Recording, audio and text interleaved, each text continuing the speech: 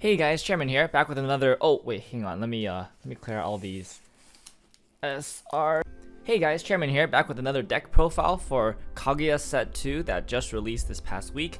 I was able to play on release weekend at a tournament in Southern California, and I got second place. It was a huge tournament, 32 people with a top 8 cut. It was honestly one of the most fun tournaments I've played in a while. I just got to play a lot of rounds, got a lot of playtesting done with this deck.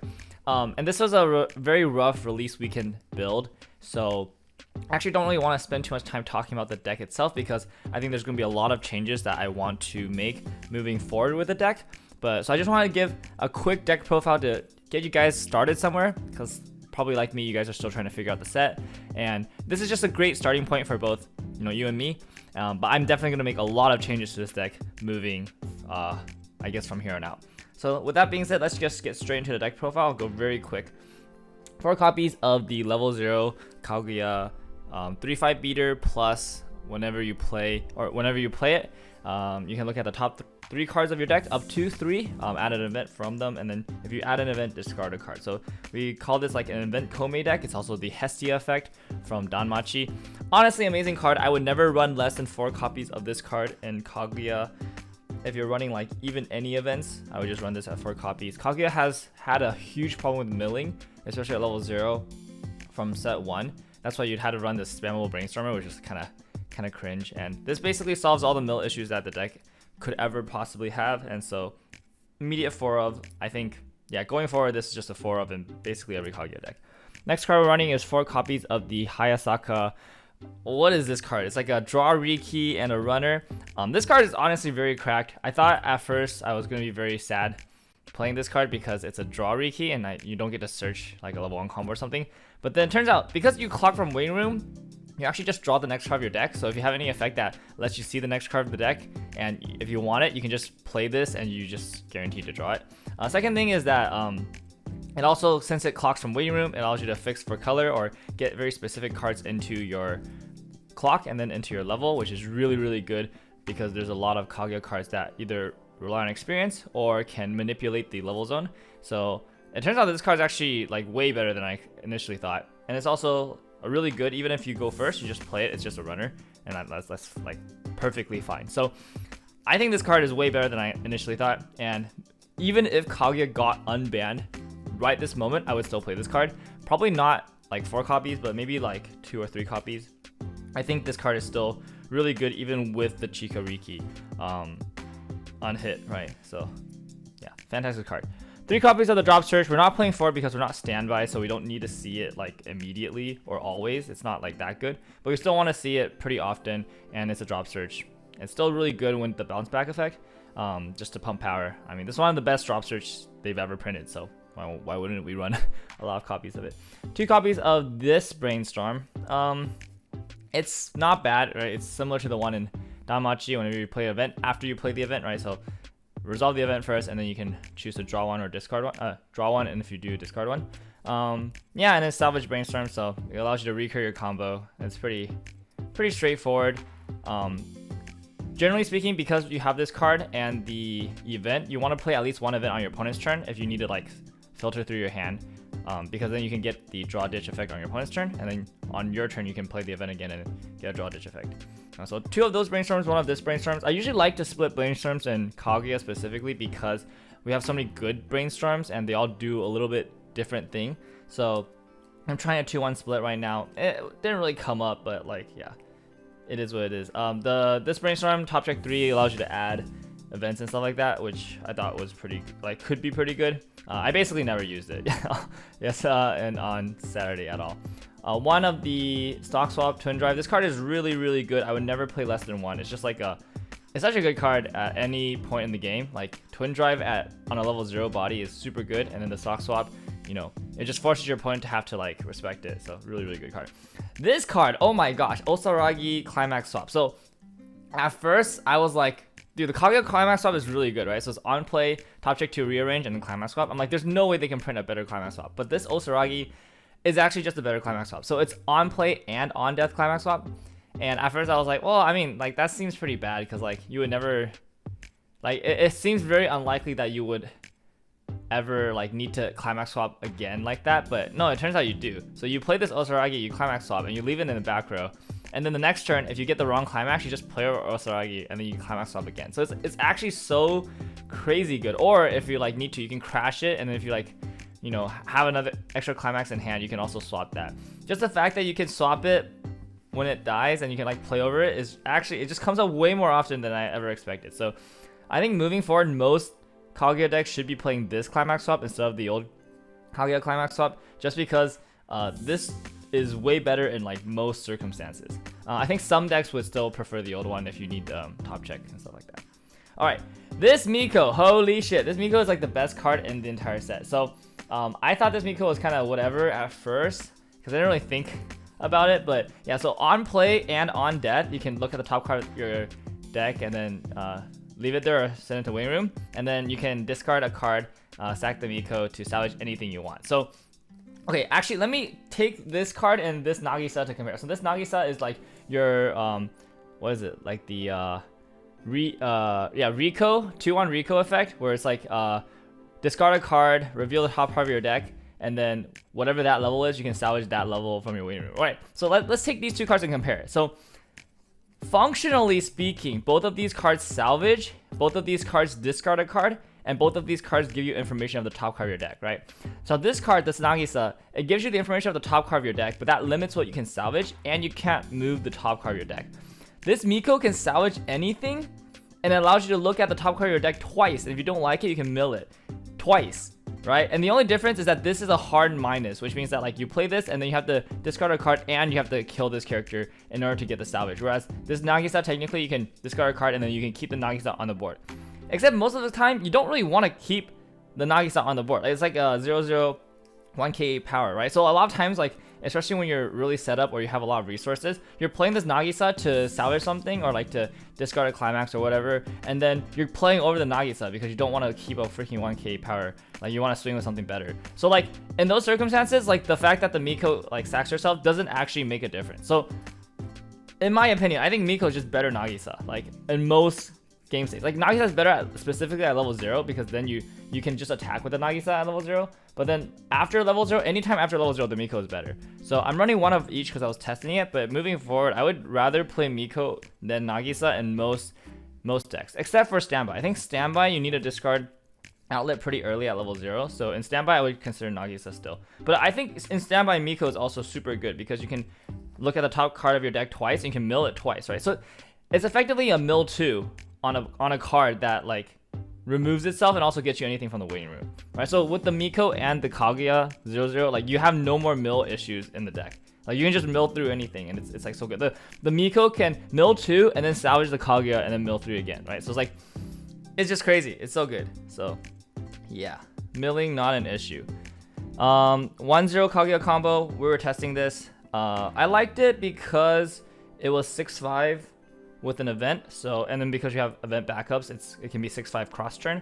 So I thought that might be pretty good because Kaguya level 1 lineup previously was always like very low power. You had like the TD combo that was just 5k, and so I was like, you know what, I don't really want to like attack for 6k with climax. I kind of want to attack for something higher. So I was testing this and I thought like, oh, you know, Kaguya traditionally has mill issues, so maybe I need to play something that actually gives me more mill. But like I said, because of the Miko and this Kaguya, we have no more mill issues. Therefore, I actually don't think you need to play this combo for milling. You can actually try something else. So, but yeah, I mean, it's still a really good combo. I think it gives you a lot of deck control. It's really powerful. Okay, 2 copies of the K. We call it in America we call it JC, but it's the Joshikose Shinobu effect, where when your other character gets front attacked, you can pay 1, send this character from field to waiting room to bounce that character that's being attacked. This card is not as good as I originally thought, mostly just because the power is dependent on playing a climax, and you don't always just have a climax to play, and then when you don't have a climax to play, this is 4k power. You can play without color, which is really good, but then like, yeah, the fact that it's just like, it has no power if you don't have a climax is just really annoying a lot of times. So I don't think it's as good as I initially thought. And yeah, you could caught it. Honestly, if you're not playing gold bar or like pants, I would not consider playing this card at all. It's just like not good enough, I think. 4 copies of the event. really awkward thing about the event is that the first one goes in memory, so you're actually only playing with 3 copies.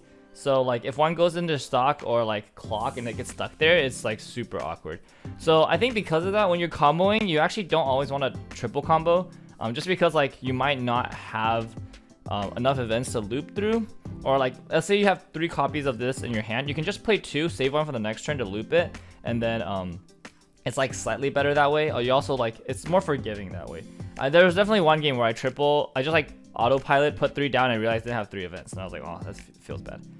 Okay, level 2 is moving on. 2-1, Kaguya. Try playing this again because, you know, we're back on, we're off of like a lot of the early plays. And so I was like, okay, we need something to deal with early plays, and I thought we could go back to this. Honestly, I don't like it. Turns out 12-5 is not big enough in a lot of cases, and then the blind stock is really annoying because, like, at least in my experience, I blind stock a lot of climaxes a lot of the time. Especially in this deck, you compress a lot, so their blind stock is not great, and you're always thinking like, oh shoot, should I play that blind stock out? Like, what if it's a climax? And so it just feels kind of bad. So I probably cut this for something like an Adachi or some other way to remove early plays. Like I will not like to play this. Also, the anti-synergy with like, you can't play a climax, bounce the Hayasaka and resonance. You have to have the Hayasaka in hand first. It's like super annoying. Whatever, yeah. 1 copy of 2 on Miyuki. I never played this card. Like literally never played this card. I mean, it's supposedly it could come up, but it never did. Sometimes you want the power, but not really. And I never needed the second effect. And then yeah, it helps you play your events without color, but like generally speaking, you'll just have color anyways. This is like a 2-color deck, so color's not really a big of an issue. So yeah, literally never played it. And then 1 free fresh counter. Free fresh counter is just really good still. So yeah, we would play free fresh counter. All right, let's look at. Oh shoot, I forgot. I forgot. There's one more event. I did play 1 copy of this 1-0 event. Just like the 9th event. Also, you know, proc the Chica draw ditch. Gives you extra stock. Gives you twin drive option to pay out a climax that you triggered during battle phase, and also gives you a clean stock from waiting room. I thought it was pretty good, and I didn't want to play more. I had 2 in the beginning, and I cut it down to 1 because I just realized sometimes you just draw all these events and you have no playables, and then the deck kind of sucks. So yeah, dropped it down to 1, but I think 1 or 2 is pretty good. This event is really good if you can support it. There's like a lot of good synergies with the event. I would definitely play it. All right, early plays. We're playing 1 of each. Kind of weird just to test right now.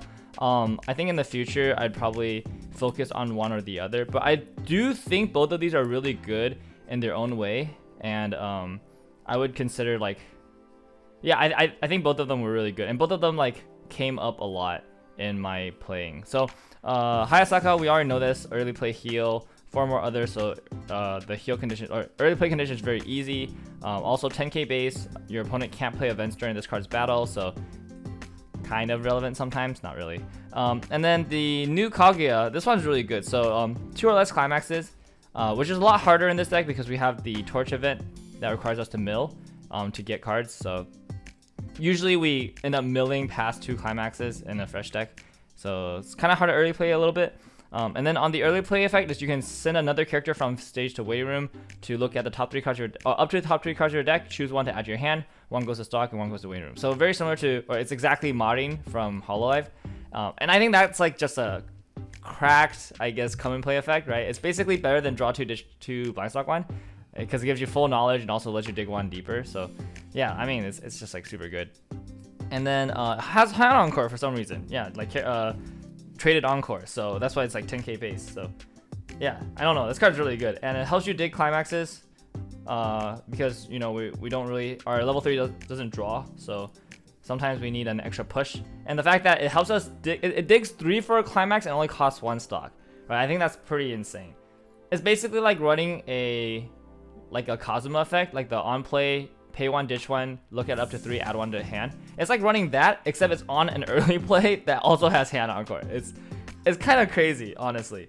So I think this card is really, really good. I probably would I would always play like 1 in a Kaguya deck that has blue, and then probably more, because this card this is like our new level 2 game. Like, you just sit on this. It's like super nice. All right, end game. 4 copies of first set Kaguya, still the best finisher in the set by far. Just like, doesn't need a climax to pressure damage, and with a climax it's even better. And then 4 copies of the Musashi event. I'm showing off right now because you rarely play this at level 2. Mostly you just play it alongside the Kaguya at level 3. This combination is pretty disgusting. You don't even need a climax. You're like representing so much damage. Like, yeah, there's like 3 games on Saturday where like I couldn't even draw the climax, and I was just like, oh, they're still dead though. Like, they just play 2 Kaguyas, play 2 events, and it's like, wow, that's like so much damage. So yeah, I think this combination is super strong. This event's honestly so broken. This is like the best event from the set, and it's just really good. Like, this combination is really good. This event also works really well with all the other finishers. I think like the Chica finisher, this is good with. Miko finisher, this is good with. The new Kaguya finisher, if you want to play that deck, this is pretty good with. You could double stack this on Ishigami finisher if you want. This is pretty good. Just anything that can deal extra instances of damage, like this event's so good. Yeah, and then with Kaguya, it's like, you know, it's just so nice. And then climax spread, pretty easy. Just 4 pants, 4 gate. Yeah, so just talking about the playstyle, it's really funny. So basically I lost my first round, and that's because like I was like just playing the deck like for the first time. I was testing a bunch of stuff, and I like swapping things in and out, and finally I just sat down. It's like, okay, let's try to have a good game, and I just turbo entered it. Like, I did not know how to play the deck. I think like after I level 1 comboed, I like triple comboed, and then I just like misordered my events, and then I just like milled a bunch of climaxes, and I didn't know how to recover, and I just like went down to like 2 hand. I think I like forgot a free blind stock. I like went down to like 2 hand and like a ton of damage, no stock, and my opponent was just kind of looking at me like, are you okay there? It was like I was like turbo ending it, like did not know how to play the deck, and it was like so hard. I didn't know what I was doing wrong. And then I think I was like really upset, and like I was like beating myself. I'm like, dude, I can play better than this. There's no way, like I can't just like 0-2 with like, that's so embarrassing. And so I think second game I just really like focused. I was like freaking like, you know, try hard mode. I'm just like, okay, think through every single step. Like, how do I play this deck? Okay, I want to play an event on my opponent's turn while I have a Kaguya, just in case like I miss the Kaguya name, right? I want to play an event on my opponent's turn to draw dish with Chica if I need a filter. If I don't need to do anything, I don't need to do anything, right? Like play events before brainstorming, if I need to hit certain things. You know, I just had like really sit there and focus and think. Also didn't help that we were on 30-minute timers, so like it was actually kind of fast-paced game. So I was just like, oh my gosh, really tense. But yeah, I won every single game after that. So I definitely buckled down and like really started to learn the deck, and got really good with it.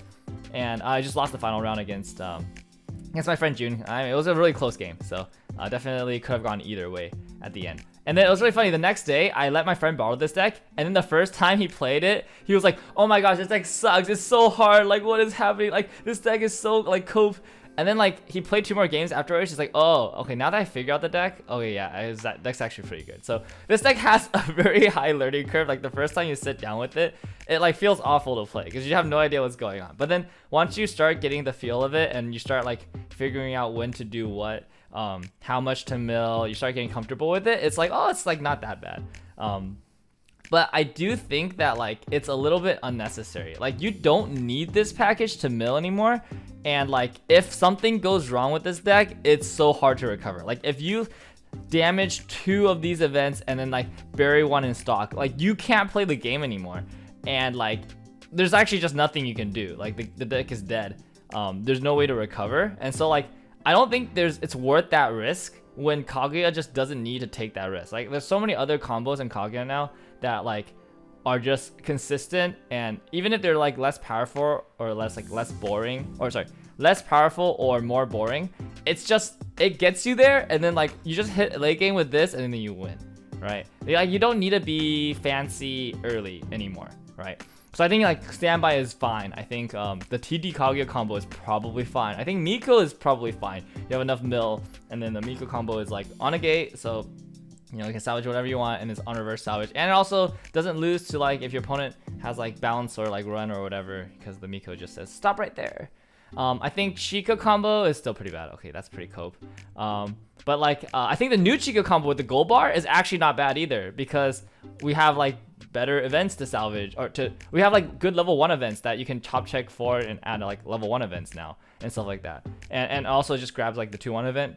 It's like pretty good. Also like our early plays are better, that like they're not just like, because I think in the first set all our early plays were just like they were just like healers, which means like you minus to heal, but then like you're just like gonna bleed resources. But like with this card, it's like it actually doesn't bleed resources because it replaces. So we lose a card from hand, it comes out for 1 stock less, but then it has hand on card, so it's easy to keep it around. We can potentially play around it. So yeah, I think the like 1-0 Chica combo with the gold bar is actually not bad either. So I think I wouldn't play this deck with this combo because it's just a lot of extra hoops to jump through early game that I don't feel like is necessary. I don't think the deck needs to crutch on this because of all the other strong, powerful cards that we've got. So moving forward, I have a lot of decks I want to test. I'm basically going to retire this deck, but I just wanted to give you guys a quick profile of the deck I took that did well for me. So, you know, this is a good starting point. You can try this out and then make adjustments. I would definitely change a lot of stuff, like more Mikos, that this card's broken. Like drop this probably, maybe a little bit more early plays. This card sucks. Yeah, anyways, really quick video. I'm really excited to do Kaguya content upcoming. Yeah, just super excited for this set. All right, that's it for this time. I'll see you guys next time. Bye.